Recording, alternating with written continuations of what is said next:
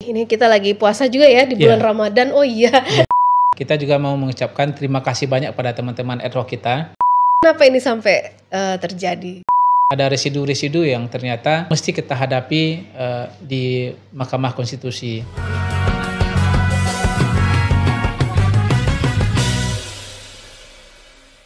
Assalamualaikum warahmatullahi wabarakatuh. Teman pemilih, jumpa lagi dalam podcast Pintar Pemilu. Dan memang sudah sangat lama sekali rasanya kita tidak menjumpai teman pemilih dalam program podcast ini. Dan pada kesempatan kali ini kita sudah bersama dengan Ketua Divisi Sosialisasi Pendidikan Pemilih, Partisipasi Masyarakat dan Sumber Daya Manusia, Bapak Johns Manedi. Assalamualaikum Pak Johns. Waalaikumsalam Bu Deh. Gimana kabarnya nih Pak? Alhamdulillah sehat. Alhamdulillah. Dan kayaknya kita sudah lama sekali ya tidak ngobrol di podcast ini Pak. Sudah berapa lama ya? Iya, kalau lihat dari ritme memang cukup lama ya kita tidak melaksanakan podcast di ruangan kita ini dan memberikan informasi melalui media ini. Karena memang saya pikir dari 3 bulan di awal sebelum tahapan penyelenggaraan pilkada itu kita sudah mulai, ritme kita sudah mulai padat ya. Mulai dari bagaimana manajemen logistik, kemudian terkait dengan ad hoc kita di KPPS, kemudian bagaimana upaya kita meningkatkan partisipasi, dan setelah proses pemungutan penghitungan suara kita disibukkan dengan rekap, kemudian kita disibukkan dengan proses sengketa di Mahkamah Konstitusi. Nah, ini yang membuat kita agak jarang bertemu dengan teman pemilih dimanapun berada. Dan itu memang karena pemilu, terus lanjut lagi pilkada, itu memang beririsan sehingga tahapannya pun lebih singkat juga ya Pak Johns. Jadi memang berkejaran dengan waktu. Jadi teman pemilih bukannya kita nggak mau ini ngobrol-ngobrol di podcast dan berbagi informasi, tapi memang waktu itu kita sangat ritmenya benar-benar padat ya. Apalagi Pak Johns membawahi dua divisi ada partisipasi masyarakat, partisipasi dan SDM. Di sosialisasi kita nyaris nonstop ya, Pak, apalagi menjelang hari H, dan SDM juga mengawasi badan ad hoc kita, PPK, PPS dan KPPS. Pastinya banyak sekali yang sudah terjadi selama kita tidak muncul di podcast ini. Sudah banyak sekali yang terjadi. Terakhir itu saya kalau tidak salah podcast bersama Bapak Ori Divisi Teknis waktu itu terkait masih PSU-nya DPD kalau saya nggak salah. Ya, PSU DPD ya, persiapan pemungutan suara pilkada. Itu masih tentang pemilu PSU DPD dan setelah itu banyak sekali ya yang sudah terjadi. Mungkin Pak Johns bisa berbagi kepada teman pemilih. Ini kita lagi puasa juga ya di bulan Ramadan. Oh iya, kita lupa ini Pak Johns. Untuk menyapa teman pemilih terkait bulan Ramadan ini, kita tentunya ingin mengucapkan maaf lahir dan batin ya Pak Johns kepada teman pemilih. Maaf lahir batin, maaf banget karena sudah lama tidak podcast, dan tentunya mengucapkan semoga puasa kita semua lancar dan diterima oleh Allah Subhanahu wa taala. Jadi meskipun tidak ada kopi saat ini, cuma gelas kosong ya. Tidak ada jus saat ini, tapi insya Allah kita bisa tetap ngobrol tentang Pilkada 2024. Jadi mungkin Pak Johns bisa berbagi informasi dengan teman pemilih apa saja sih sebenarnya yang sudah kita lewati nih sampai saat ini tentang Pilkada, terutama tentunya hasilnya dan apa yang terjadi setelah penetapan hasil Pilkada ini. Ya, kalau dari sisi penyelenggaraan pilkada ya, sebelum kita mengurai itu, kita dari KPU Provinsi Sumatera Barat secara resmi ya, hari ini mengucapkan selamat menunaikan ibadah puasa Ramadan 1446 Hijriah. Kemudian melalui podcast ini sebenarnya kita juga mau mengucapkan terima kasih banyak pada teman-teman ad hoc kita, kepada PPK dan PPS, terutama teman-teman KPPS yang telah menyelenggarakan proses pilkada secara langsung di 27 November yang lalu. Dan di tahapan yang sudah kita lalui dari proses persiapan pemutakhiran data pemilih, kemudian rekrutmen badan ad hoc, kemudian kegiatan yang tidak ada tahapan yang kita laksanakan sepanjang hari yaitu sosialisasi sudah kita laksanakan dengan baik, kemudian proses pemungutan penghitungan suara, dan kita juga sudah menetapkan pasangan calon terpilih, dan tentu perjalanan panjang yang sudah kita lalui dari proses pelaksanaan pilkada itu ada residu-residu yang ternyata mesti kita hadapi di Mahkamah Konstitusi. Karena sejak dari proses penetapan perolehan suara, ternyata itu kan ada 13 gugatan yang masuk atau 13 sengketa yang masuk ke Mahkamah Konstitusi. Itu termasuk KPU provinsi juga atau gimana? Kalau di KPU provinsi, alhamdulillah sengketa tidak ada. Tidak ada yang menggugat. Sejak kita tetapkan perolehan suara terpilih, rekap perolehan suara, kemudian pasangan calon menerima dengan legowo hasil yang sudah kita tetapkan. Dan ketika kita sudah menerima surat dari KPU RI di pemberitahuan terkait dengan register di MK, kita menetapkan 3 hari setelah itu pasangan calon terpilih sudah kita tetapkan untuk khusus Sumatera Barat. Lancar ya? Ya, lancar. Kalau dari proses pilkada yang kita ketahui, dari 19 kabupaten kota yang ada di Sumatera Barat, itu 11 kabupaten kota bersengketa di MK. Hanya ada 8 hanya ada 8 yang tidak bersengketa. Dan residu sengketa itu sampai hari ini masih ada sebenarnya. Gimana itu residunya, Pak? Ya, saya pikir teman-teman pemilih sudah banyak mengetahui ya bahwa dari 13 sengketa itu ada 2 yang kemudian berlanjut ke pembuktian dan menghadirkan saksi serta ahli, yaitu Pasaman dan Pasaman Barat. Dan dari putusan MK yang sudah dibacakan pada tanggal 4 dan 5 Februari yang lalu, Pasaman Barat itu diputuskan ditolak gugatan pemohon.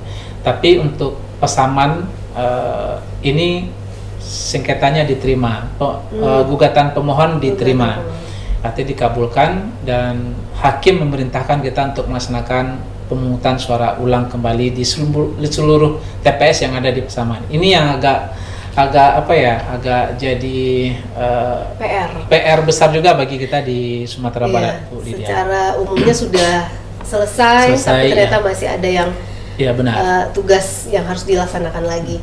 Dan ini menarik sih, ada 11 gugatan untuk KPU Kabupaten Kota se-Sumatera Barat.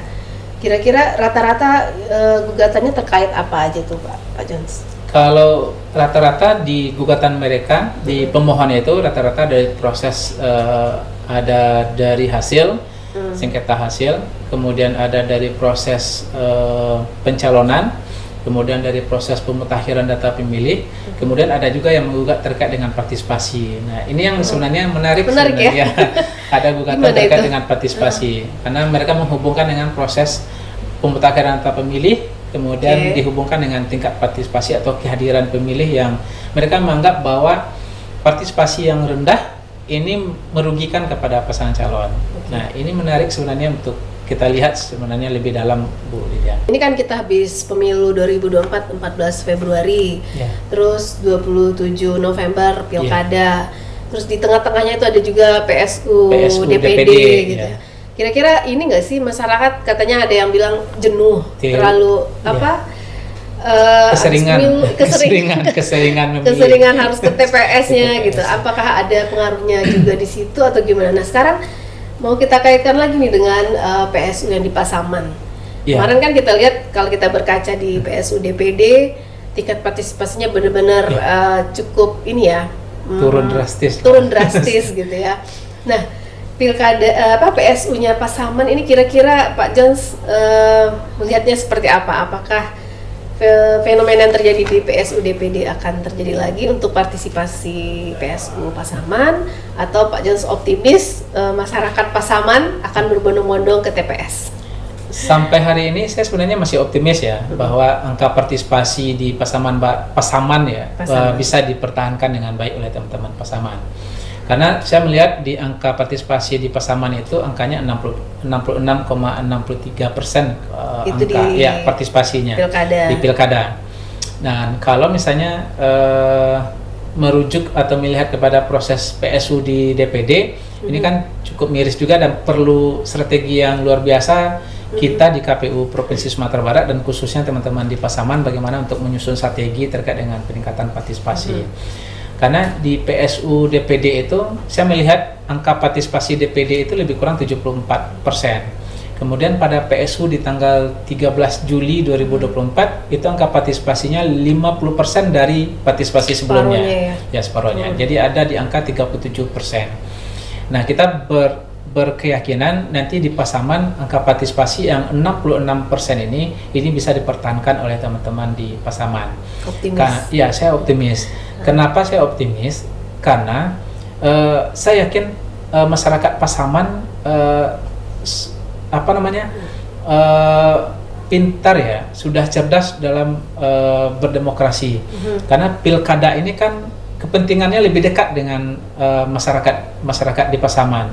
Artinya pengambil keputusan untuk di Pasaman. Hari ini mereka melakukan proses pemilihan bupati Pasaman meskipun melalui PSU ya. Tapi ini akan menjadi legitimasi dari keterpilihan kepala daerah di Pasaman. Dan saya yakin optimis tingkat partisipasi Pasaman ini kalaupun tidak akan naik, tapi kita berharap partisipasinya naik dari angka 66% menjadi angka nasional misalnya 77%.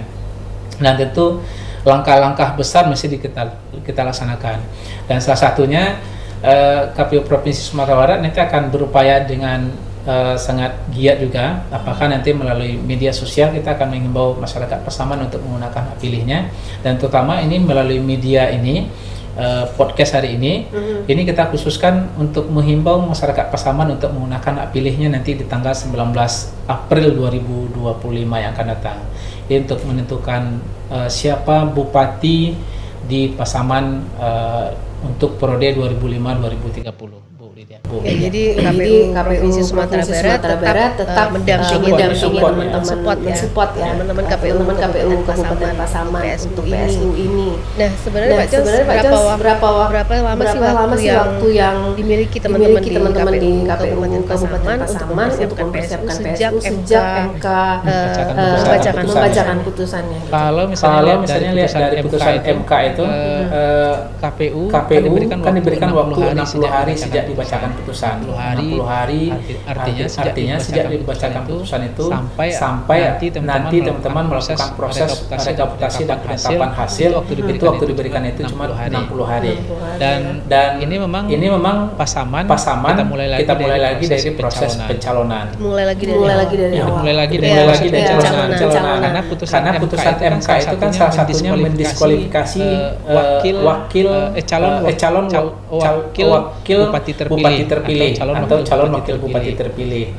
Nah, artinya MK memutuskan untuk kembali memulai dari proses pencalonan khusus untuk pasangan calon yang didiskualifikasi. Mereka mendaftarkan lagi calon penggantinya, dan partai politik masih mendaftarkan lagi.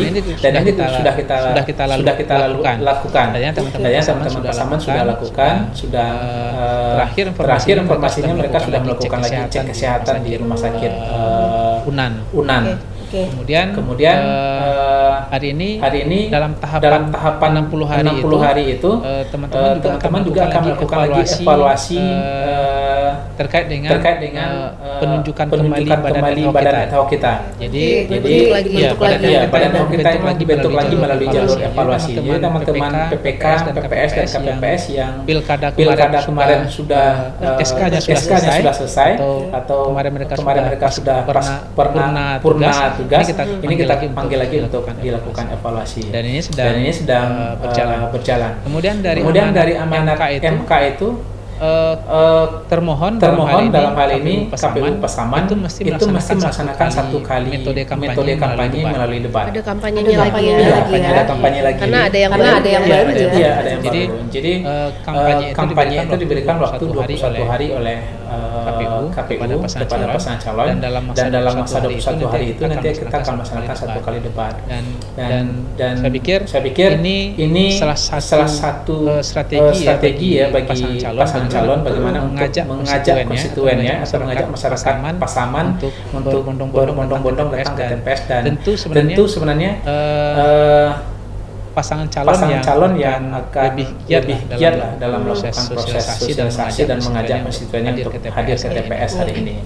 memang sangat berkepentingan kehadiran pemilih. Oke, menarik sekali dan tadi tuh saya kepikiran satu pertanyaan terkait anggaran. Karena ini kayaknya di medsos kita beberapa kali ada yang bertanya ini Pak John. Ketika kita menginformasikan tentang PSU ini kan kita beberapa waktu lalu udah menginfokan melalui flyer tentang tahapan jadwal pelaksanaan PSU di Pasaman ini. Terus pertanyaan yang muncul dari teman-teman pemilih kita di medsos, berapa itu anggarannya gitu. Terus ya dari mana lagi tuh sumber anggarannya kan masih ada nggak duitnya untuk melakukan PSU. Nah itu beberapa concern dari teman pemilih kita.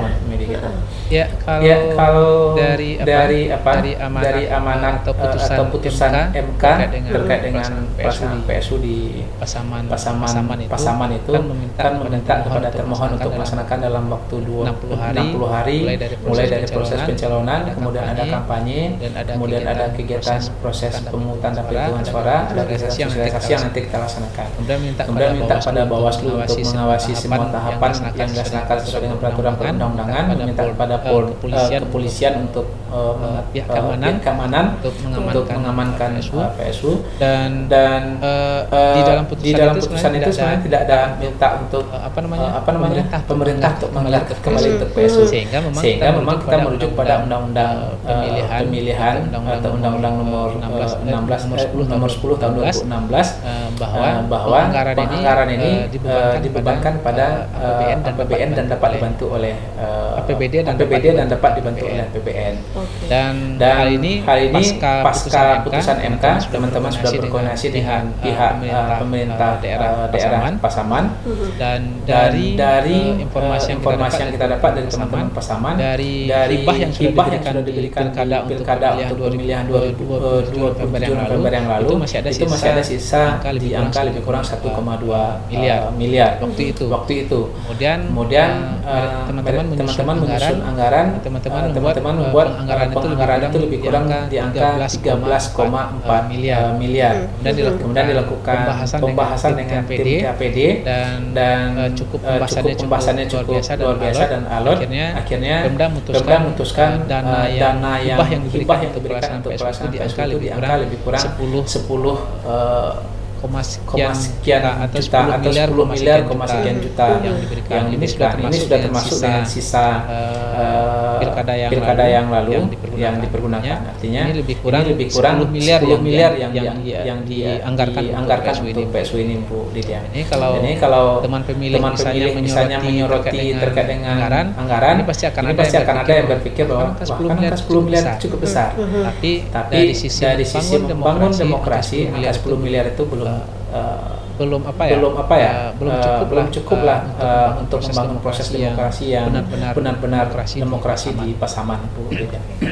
Dan Pasaman wilayahnya cukup luas. Ini jadi tantangan juga untuk sosialisasi. Kira-kira Bapak sudah menyiapkan strategi untuk mensosialisasikan PSU ini dan menghimbau masyarakat Pasaman untuk datang ke TPS lagi. Ya, kalau saya lihat dari rancangan anggaran yang disusun oleh teman-teman di Pasaman itu memang kegiatan sosialisasi ini cukup minim anggaran yang dibuat oleh teman-teman dan disetujui oleh Pemda. Karena lebih banyak dari 10 miliar itu sebenarnya kenapa tadi saya menyatakan bahwa belum cukup banyak untuk membangun demokrasi karena dari angka 10 miliar itu ternyata pembagiannya hampir di 50% atau 60% itu angkanya untuk honor ad hoc. Jadi untuk honor penyelenggara kita. Kemudian untuk pelaksanaan debat, kemudian untuk proses pencalonan, kemudian untuk proses cek kesehatan lagi yang dibiayai oleh pemerintah melalui KPU, dan tidak banyak anggaran yang tersedia untuk kita sosialisasi.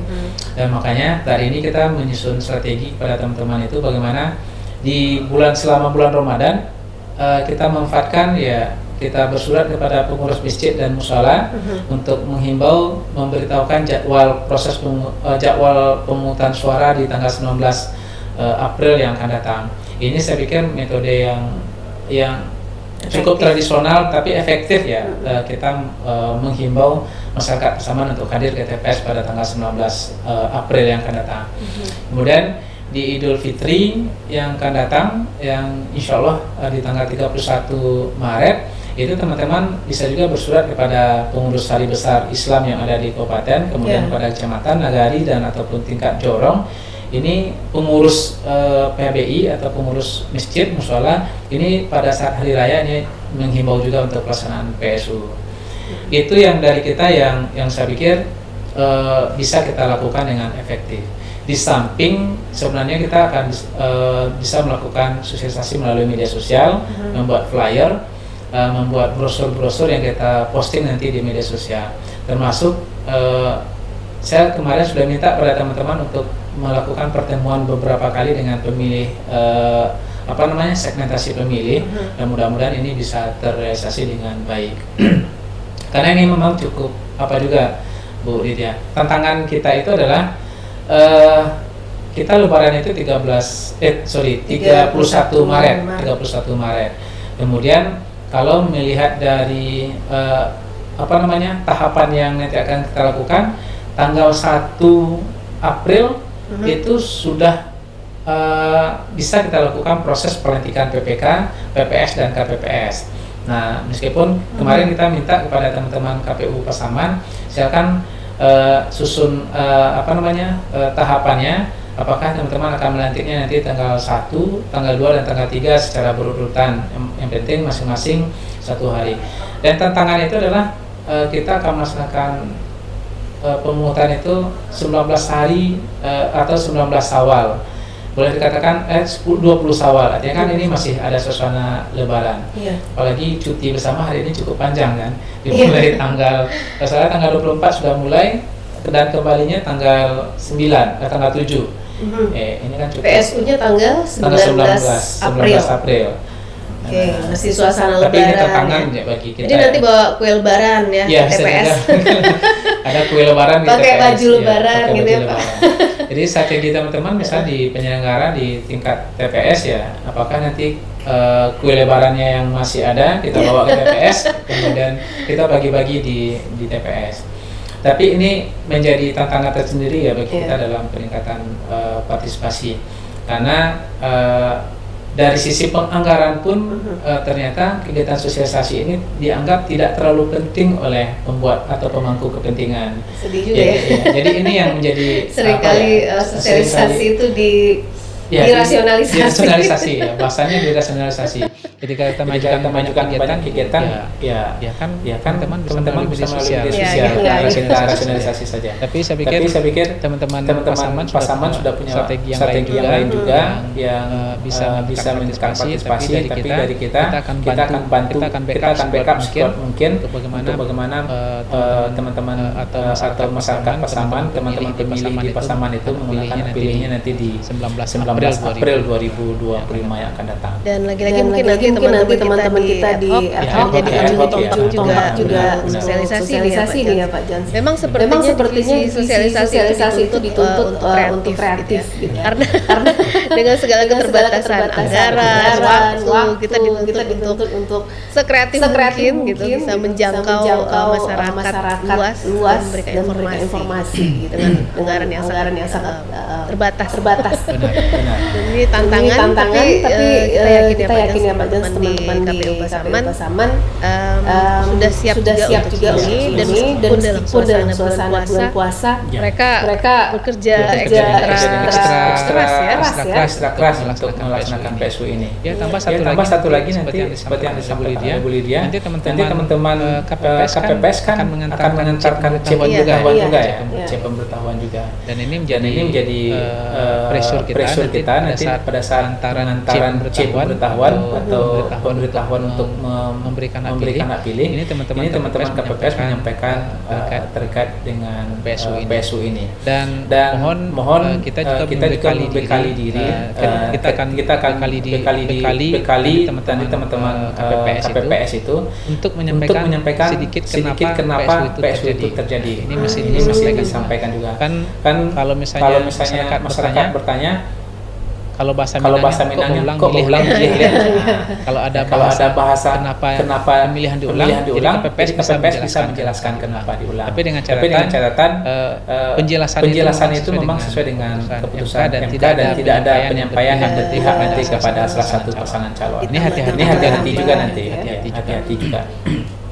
Bagusnya gimana itu menyampaikannya ke masyarakat Pak Jans? Ya kalau kenapa ada PSU di Pasaman? Ya kalau kita kan kenapa ada PSU ya dari hari ini kalau lihat kronologi itu kan MK itu mendiskualifikasi salah satu wakil bupati yang terpilih dengan alasan bahwa ternyata si wakil ini pernah terpidana penjara dan dia tidak menyampaikan kepada publik sebelum proses pencalonan itu bahwa dia adalah terpidana penjara. Padahal ada kewajiban bahwa menyampaikan kepada publik bahwa dia adalah mantan narapidana. Itu disampaikan melalui media.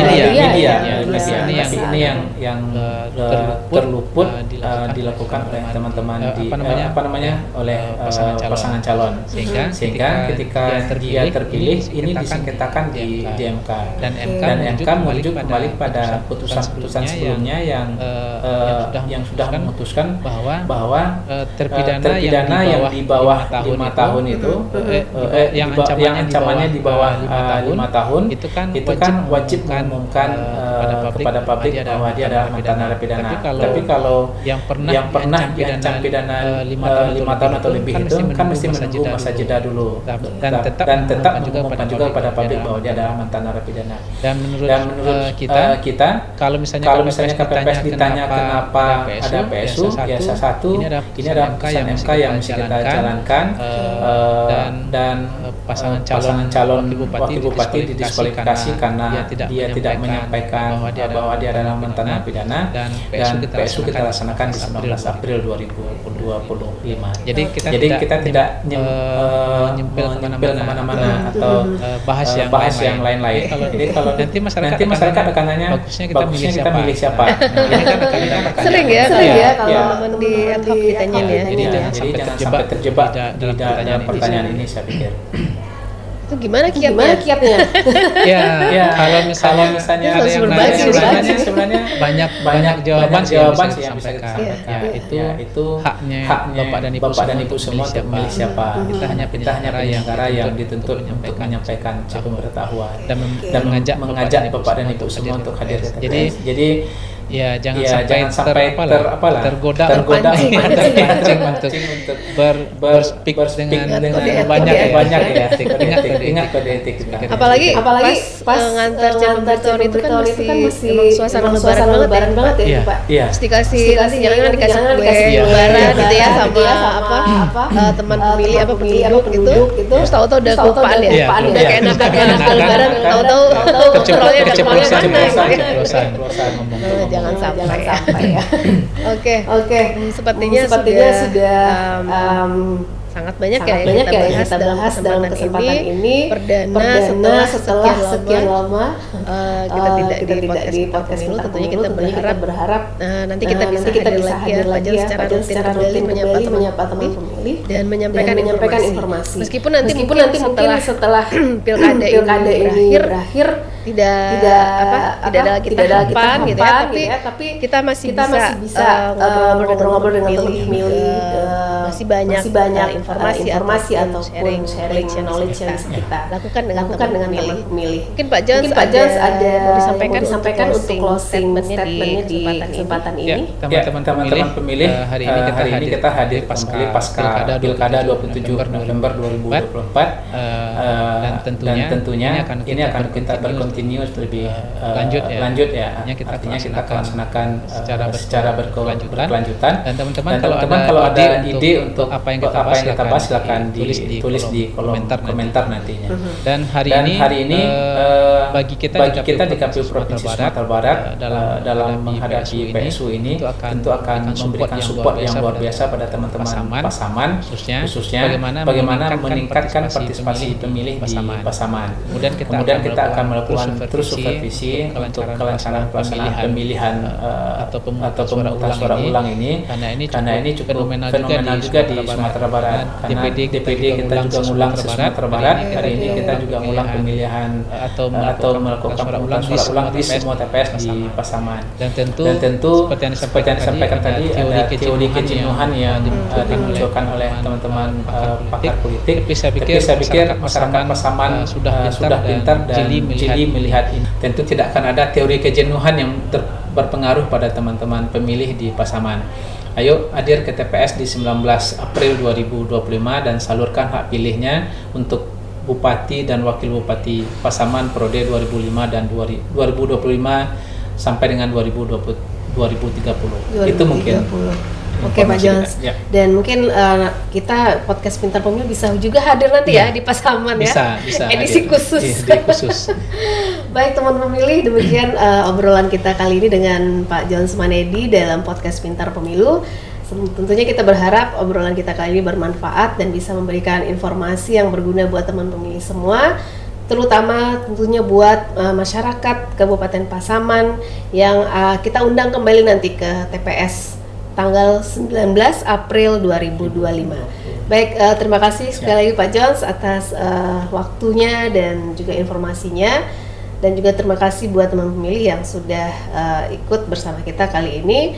Tentunya kita berharap ini bukan yang terakhir ya, dan masih akan ada pertemuan-pertemuan kita selanjutnya melalui podcast Pintar Pemilu.